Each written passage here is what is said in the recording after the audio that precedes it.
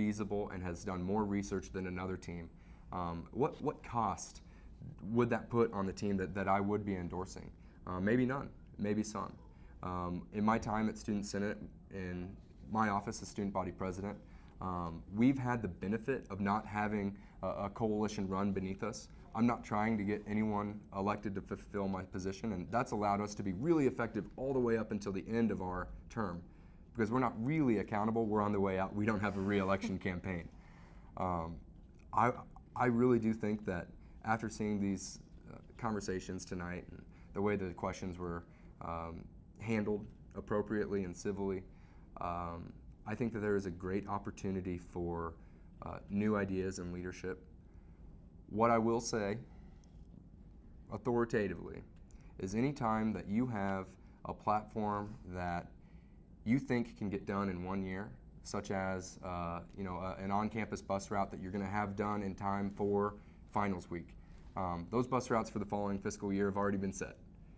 So that work would have had to have already be done. So a lot of these platforms and a lot of these conversations, I know, probably too much as someone who has been a part of some administrative conversations, you're not going to see these platforms done like this. We've had a really fortunate year in that we picked platforms that we looked at in terms of feasibility. Some of these platforms will be difficult, if not impossible, to be done in 1 year's time because a lot of those routes and a lot of those financial future fiscal year conversations have already taken place, and that's kind of what happens in the spring semester at the University of Kansas. So you're saying that some of these platforms from the coalitions, they're not 100% feasible?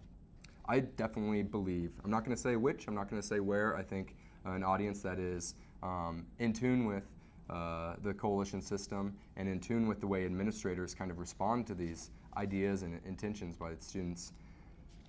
We were lucky to get done what we did get done, and it took a lot of work. We didn't get it 100% done. When these coalitions, whoever wins, steps into the position that someone will be in my desk, it will be tremendously difficult to get all of these platforms completed. And some of the windows of opportunity for those platforms to be realized in the following fiscal year have already passed. So that's definitely something to keep your eye on in terms of looking at them objectively and through the lens of feasibility. And I wanted to quickly touch on, they mentioned that some of them mentioned that they wanted to make sure that the funds for the next Senate, after them even, were not drained. Can you tell us a little bit about why they specifically mentioned that? Have there been problems in the past? Yeah, absolutely.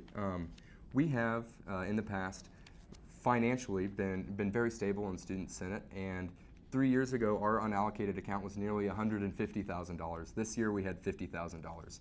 And that's because you see big projects being pushed through without a look into the future. I think they need to be very conservative and careful with student dollars. And can you tell us really quickly what's next for these candidates? No sleep, a lot of work and a lot of effort, and I think they're going to do a great job representing the university next week. All right, thank you so much for your analysis, Marcus Tetweiler, KU Student Body President, and thank you for joining us tonight. Sierra, thank you so much for having me. I think it was a great evening.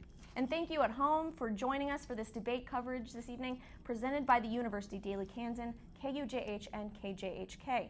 Remember to vote April 9th and 10th at one of the 2 polling sites located at Wesco and Mrs. E's by Lewis Hall, or online at ku.edu. Have a great night.